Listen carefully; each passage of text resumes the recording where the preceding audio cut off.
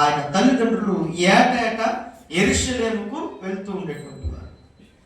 ఎవరి గురించి ఈ ప్రస్తావన ఇక్కడ రాయబడి ఉన్నదనేటువంటి కొన్ని విషయాలను మనం జ్ఞాపకం చేసుకొని ఆ ముందున్న విషయాలను మనం చదువుకుందాం. యేసు ప్రభు వారికి ఇంచుమించు 12 సంవత్సరాలు వచ్చాయి. బాలుడైనటువంటి యేసు ప్రభు వారికి 12 సంవత్సరాలు వచ్చాయి.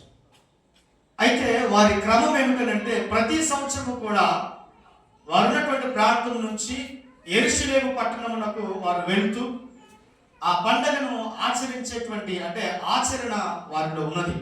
అక్కడ మనకు రాయబడ్డ మనం చూస్తాం. ఏటేటా యెరూషలేమునకు వెళ్ళేటువంటి వారు వీళ్ళు ఎవరు అని అంటే యేసు ప్రభు వారు, వారి తల్లిదండ్రులు. వీరే కాదు, ఇప్పుడు మనం చాలా సందర్భాల్లో మనకు తెలిసినటువంటి ఒక విషయం ఏమిటంటే మనకు పైన ఒక మినిస్ట్రీ లేదు.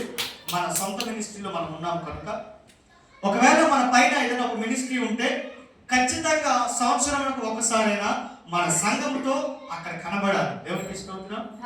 మేము చదువుకున్నటువంటి హాస్టల్ ఇప్పుడు ప్రెసెంట్ మీటింగ్స్ జరుగుతున్నాయి. ఈ టైంలో మేము వాస్తవానికి గత 2-3 సంవత్సరాల క్రితం మేము వెళ్ళాం, వైజాగ్ వెళ్ళాం.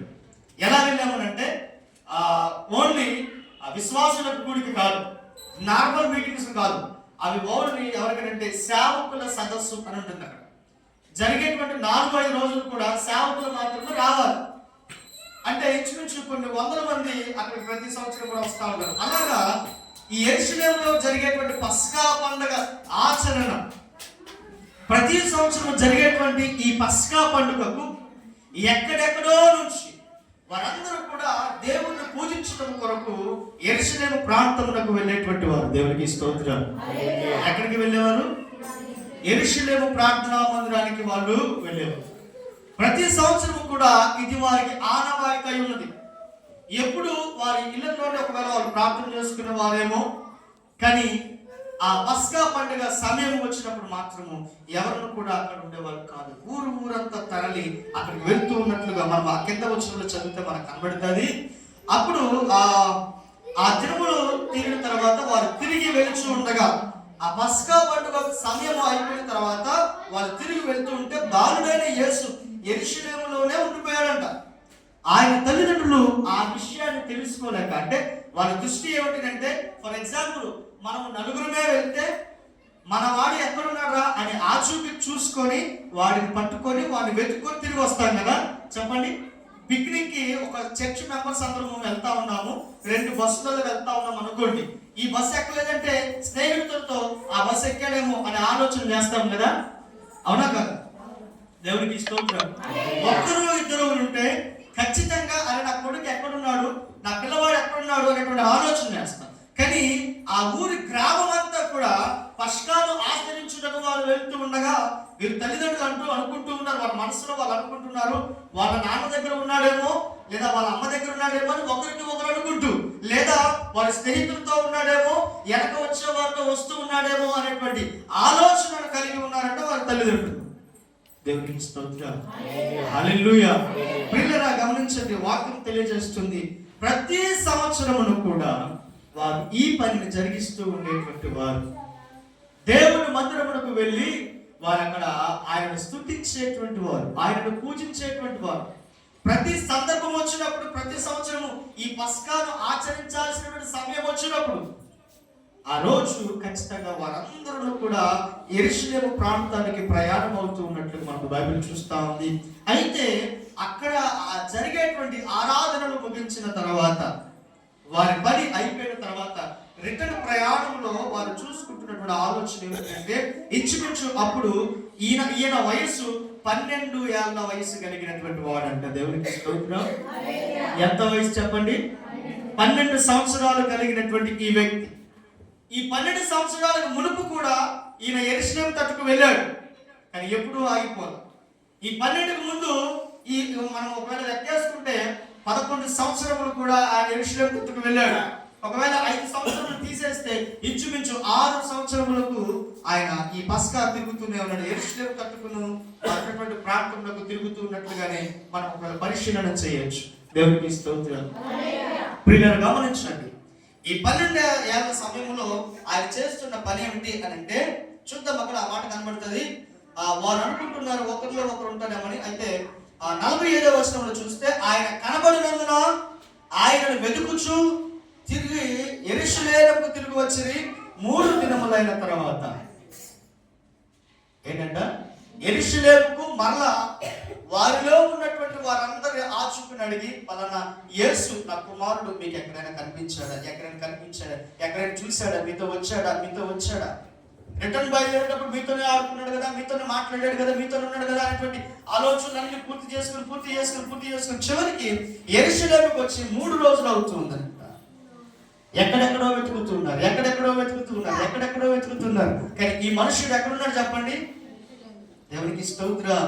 అక్కడ మనం గమనించాల్సిన విషయం ఏమిటంటే, ఆయన కనపడుకున్నందున ఆయన వెతుకుచూ తిరిగి వచ్చారు.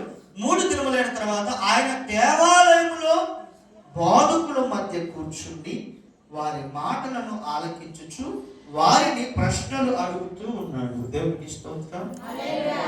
3 రోజుల తర్వాత వీరి తల్లిదండ్రులకు కనబడినటువంటి ఒక విధానం ఏమిటంటే, యెరూషలేము దానికి సంబంధించినటువంటి ఆ మందిర పెద్దలు ఎవరైతే ఉన్నారో, పెద్దలందరూ కూర్చొని మాట్లాడుకుంటూ ఉంటారు కదా, అటువంటి సందర్భంలో ఈయన వారి మధ్యలో కూర్చొని వారి మాటలను వినుకుంటూ వారిని ప్రశ్నలు వేస్తూ వారి మధ్యలోనే ఉండిపోయాడంట. దేవునికి స్తోత్రం. ఎక్కడున్నాడంట చెప్పండి? అదే మనుషులమైనటువంటి మనం ఏమంటామంటే, అరే నీకు పెద్ద పోకిర్లు ఎందుకురా అని అంటాం కదా. చెప్పండి, పెద్దలందరూ మాట్లాడుకుంటూ ఉంటే నీకు ఏం పనిరా అని అంటూ ఉంటాం కదా. ఈ మాట అవతల వ్యక్తులు యేసు ప్రభు వారిని అనడానికి ఆయన అవకాశం ఇవ్వలేడు. దేవునికి స్తోత్రం. ఒక చిన్న సందర్భాన్ని తెలియజేస్తాను. ఇప్పుడు ఇక్కడ ఒక దొంగతనం జరిగింది. చెప్పండి, ఇక్కడ ఒక దొంగతనము జరిగింది. ఈ దొంగతనం జరిగేటువంటి ప్రదేశంలో ఎవరు కూడా లేదు. కొంచెం జ్ఞానం కలిగినటువంటి ఒక చిన్న కుమారుడు ఉన్నాడు. అది పోలీసు వాళ్ళకి తెలిసింది. అది కూడా సీసీ కెమెరాలోనూ ఎక్కడో కనబడిందో. ఇప్పుడు ఆ పోలీసు వాళ్ళు వచ్చి వాళ్ళని అడగరు. ఏం జరిగిందిరా అని అడుగుతాడు. తల్లిదండ్రులు ఏమో నీకెందుకు చెప్తావు కూడా, ఏమ్మా వాడున్నాడు. లేదండి మా అబ్బాయి మా ఇంట్లో ఆధారము తప్పుకోవడానికి లేదు, తప్పించుకోవడానికి లేకుండాను ఆ కుమారుడు ఆ సీసీ కెమెరాలో ఉన్నందుకు గాను, బాబు ఏం జరిగింది, ఎవరు వచ్చారు, ఎందుకు వచ్చారు అనేటువంటి ఆలోచనలు ఎలాగైతే మనం ఆలోచన చేస్తాము, అలాగనే యేసు ప్రభు వారు వారి మధ్యలో ఉండి వారితో మాట్లాడుతున్న విధానం కావచ్చు, వారిని చెప్పేటువంటి ప్రతి మాట కావచ్చు, ఆ మాటలో ఉన్న ప్రతి అర్థాన్ని కావచ్చు జాగ్రత్తగా పట్టుకొని వారిని ప్రశ్నలు వేస్తూ ఉన్నట్లుగా మనం వాక్యంలో చూస్తూ ఉన్నాం. ఆ కింద ఒకవేళ చదివితే పిల్లరా ఆ మాట చూడండి. ఆయన ప్రత్యుత్తరము 47 ఆయన మాటలు వినువారందరూ కూడా ఆయనను ప్రశ్నలకు ప్రత్యుత్తరములకు విస్మయం పొందినంట. ఆయన తల్లిదండ్రులు ఆయనను చూచి మిక్కిలి ఆశ్చర్యపడి, ఆయన తల్లి అంటుంది, కుమారుడా మమ్మల్ని ఎందుకు ఇలా చేస్తేవి, ఇదిగో నీ తండ్రియు నేను దుఃఖపడుచు నిన్ను వెతుకుచుంటుమని ఆయనతో చెప్పారు. దేవునికి స్తోత్రం. హల్లెలూయా, హల్లెలూయా. తల్లిదండ్రులు మర్చిపోయినటువంటి ఒక విషయాన్ని అక్కడ మనం జ్ఞాపకం చేస్తున్నాం. ఈ రోజుల్లో మనం కూడా మర్చిపోయినటువంటి కొన్ని విషయాలను ఇప్పుడు మనం జ్ఞాపకం చేసుకుందాం. ఆయన అంటాడు కింద మాట, మీరు ఎలా నన్ను వెతుకుచూ ఉన్నారు, నేను నా తండ్రి పనులను చేయడానికి వచ్చాను కదా, నా పని నన్ను చేసుకోలేము. ఏం చెప్తున్నాడు ఆయన? ఆయన మాటలు వచ్చిన మాట ఏంటి? మీరు నన్ను ఎందుకు వెతుకుతా ఉన్నారు అనే మాట అక్కడ కనబడుతూ ఉంది. వాస్తవానికి తల్లిదండ్రుల జీవితంలో ఒకవేళ ఆలోచన చేస్తే ఈయన కుమారుడు చిన్నవాడే, 25 సంవత్సరాలు వచ్చినా కూడా వీడింత చిన్నవాడే. చెప్పండి, నా కొడుకు ఏమి తెలియదు, ఎలా బతుకుతాడో తెలియదు, ఎలా తింటాడో తెలియదు అని చెప్పి చాలా మంది ఆలోచన చేస్తూ ఉంటాం కదా. అలానే వాళ్ళ తల్లిదండ్రులు కూడా ఈయనకు 12 సంవత్సరముల నుంచి ఏం చేయగలుగుతాడో, ఏం చేస్తాడో, ఎక్కడ తిరుగుతున్నాడో, ఎక్కడున్నాడో అనేటువంటి ఆలోచనలు కలిగి ఆ తల్లి చెప్తూ ఉంది, నేను మీ నాన్న కూడా బాగా ఏడ్చాము నేను కనపడిపోయినందువలన అంటున్నాను. ప్రియులారా గమనించండి, ఈ బాలుడు చిన్నవాడైనది మొదలుకొని ఈ 12 సంవత్సరముల వరకు కూడా తమ తల్లిదండ్రులతో కలిసి ఉన్నాడా, వేరుగా ఉన్నాడా? చెప్పండి. ఈ 12వ ఏట వచ్చేంత వరకు కూడా తమ తల్లిదండ్రులతోనే కలిసి ఉన్నాడు.